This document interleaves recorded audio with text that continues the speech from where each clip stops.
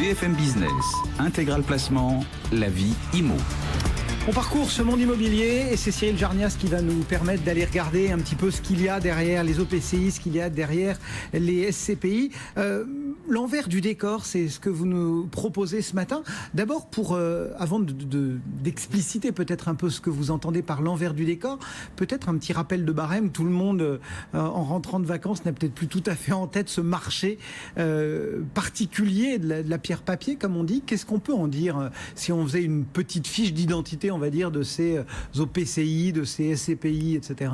Bonjour Cédric. Alors les SCPI, c'est un marché qui est avec les OPCI qui représente plus de 40 milliards. Si on regarde les derniers chiffres qui étaient sortis sur le dernier trimestre, on a fait quand même une collecte qui était 125% supérieure au trimestre de l'année d'avant, à plus de 2 milliards.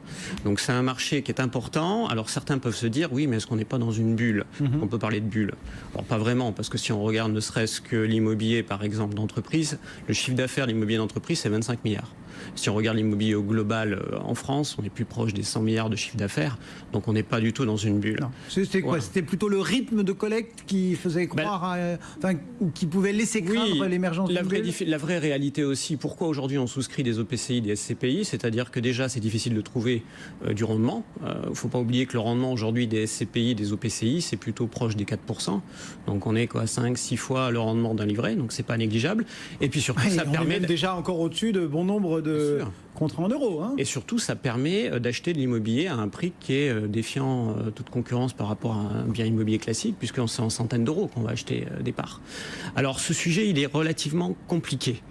Donc, je me suis posé la question, mais comment on pourrait rendre ce sujet un peu plus simple pour pouvoir comprendre l'envers du décor, à la fois des OPCI. Et alors, pourquoi est-ce que vous nous parlez d'envers du décor? Parce que là, dans votre présentation, finalement, tout semble presque clair, presque limpide, presque très compréhensible. Pourquoi est-ce que vous pensez qu'il y a un envers du décor? Parce que ce sont des produits complexes. Alors c'est pas moi qui le dis, c'est l'autorité des marchés financiers. Il y a des notes qui sont très précises là-dessus. Ce sont des produits complexes. Et c'est pour ça que généralement, ce qu'on regarde, c'est le rendement, mais on ne regarde pas ce qui se cache derrière. Alors pour essayer de faire simple... Donc en fait, c'est pas forcément des points négatifs, mais ce sont autant de grilles de lecture qu'il faut savoir adopter quand on s'intéresse à ce type de produit. Exactement. Alors je vais donner un repère très simple pour essayer de comprendre, parce que si je vais donner un moment du jargon technique, donc j'aurai pas le choix. Donc pour arriver à ce jargon technique, je vous propose, Cédric, et à nos éditeurs, de retomber un petit peu en enfance. Allons-y. Et de penser à Disney, et de penser à Picsou et à ses neveux. Riri, Fifi, Loulou. Vous allez me dire, Riri, Fifi, Loulou, qu'est-ce qu'il veut nous dire avec Riri, Fifi, Loulou? Riri, le rendement, le risque. Loulou, la liquidité. Et Fifi, la fiscalité. Et c'est comme ça qu'on va essayer de comprendre l'envers du décor des OPCI et des SCPI. D'accord. Premièrement, les OPCI. Les OPCI, c'est le marché le moins important, c'est relativement récent, c'est à peu près une dizaine d'années. Il y a à peu près un peu plus d'une dizaine d'OPCI. Qu'est-ce que ne regardent pas les investisseurs aujourd'hui? Le fameux envers du décor. Parce que pour comprendre en fait la carte au trésor, il ne faut pas que ça se transforme en plomb, cette OPCI. Le DICI. Le DICI, c'est un document réglementaire, logiquement, quand vous le souscrivez. On veut produits d'épargne. Tout à fait. Mais logiquement, on est dans le cadre d'un fonds de placement. Je vous rappelle, c'est un organisme de placement collectif. Généralement, on vous dit très bien, vous allez investir dans des OPCI. Super, vous allez avoir un rendement peut-être proche de 4%. Sauf que, quel est le risque derrière? Riri, risque. Le risque derrière, c'est une échelle. En moyenne, regardez votre DICI. Pour tous ceux qui ont investi ou ceux qui vont investir, regardez le DICI. Le DICI, il dit risque 4 sur une échelle de 7. Pourquoi? Parce que à l'intérieur, vous avez un volet de 0 à 30% au niveau action. On peut faire du levier de crédit entre 0 et 30. Par contre, si on passe du côté de Loulou, c'est-à-dire de la liquidité, à ce moment-là, vous allez être entre 0 et 30%. Donc certes, vous allez acheter du risque, mais c'est aussi la possibilité d'avoir une liquidité un peu plus rapide. Et c'est pour ça que là aussi, il faut lire convenablement ou se faire expliquer par un professionnel la liquidité de ce placement. Comment? En regardant notamment la valeur liquidité. Pour être très clair pour tout le monde, c'est la facilité de pouvoir récupérer son argent. Et surtout récupérer son argent. Demain, vous avez besoin de votre argent. Comment vous faites? Et bien, dans le cadre des OPCI, généralement, il faut savoir que la valeur liquidative, la cotation de ce produit, c'est bimensuel.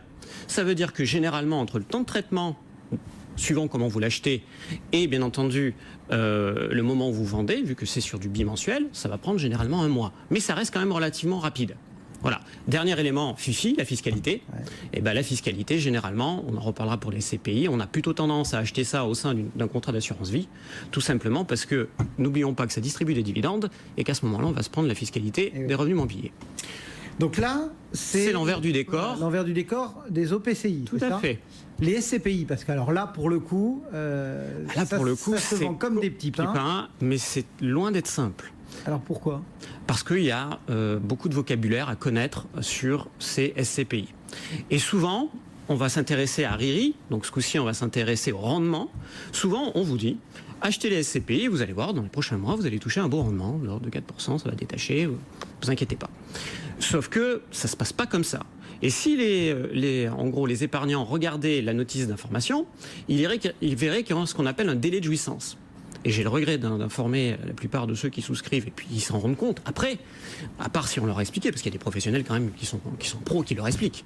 Voilà, ce délai de jouissance, il dit quoi ? Généralement, en moyenne, et vous regardez dans les notices d'information, il est de 4 mois. Voilà. Et ensuite, la distribution des revenus, c'est au trimestre. Donc prenons simple, aujourd'hui vous souscrivez maintenant, 4 mois, et on rajoute 3 mois, avec bien entendu donc on ne touche rien avant 7 mois, par exemple. En gros, qu'il sait véritablement, pas tout le monde, si vous ne le regardez pas. Donc ça, c'est le premier élément. Ensuite, la liquidité. Alors c'est très bien la liquidité, mais la liquidité, je vous ai parlé que sur les OPCI, c'était intéressant de les acheter dans le cadre d'un contrat d'assurance vie. Oui. Mais tout le monde veut se couvrir au niveau de la liquidité. L'épargnant se dit, c'est très bien, l'assureur va m'assurer la liquidité parce qu'il a cette obligation et qu'il s'est couvert. Mais il ne faut pas oublier que l'assureur, et ça c'est une petite subtilité à connaître quand vous allez souscrire des SCPI, on vous fait remplir un questionnaire. Et sur ce questionnaire, on vous pose une question toute simple. Est-ce que vous comptez sortir avant 8 ans ? Dans la majorité des cas, si vous remplissez, si vous mettez oui, on peut vous refuser la souscription. Tout simplement pour vous dire que cet investissement, c'est un investissement long. Ce n'est pas un investissement pour faire du trading. On ne sort pas comme ça et rapidement. C'est un exemple. Ce serait exactement la même chose si, par exemple, au niveau du rendement et du risque, on va regarder donc le RIRI, on va regarder le rendement. Et demain, on veut récupérer donc la liquidité. Toujours pareil, le loup. Vous voulez récupérer votre liquidité. Qu'est-ce que vous allez récupérer au bout ? Il y a ce qu'on appelle une souscription, qui est une valeur nominale. Vous achetez une valeur nominale. Et à côté, vous avez ce qu'on appelle un prix d'émission. Une prime d'émission, pour être très précis. Ça veut dire qu'aujourd'hui, vous achetez quelque chose de 200, vous rajoutez des frais qu'on va englober là-dedans dans une prime d'émission, donc en gros 250, mais le jour où vous allez sortir, vous n'allez pas sortir à 250. Vous allez sortir éventuellement à 200, mais peut-être des rendements qui n'ont pas encore été versés au prorata.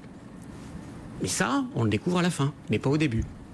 Mais, entre guillemets, toutes ces informations, tout cet envers du décor que vous décrivez et sur les OPCI et sur les SCPI ce matin, on va dire qu'un épargnant attentif, enfin c'est pas caché, c'est...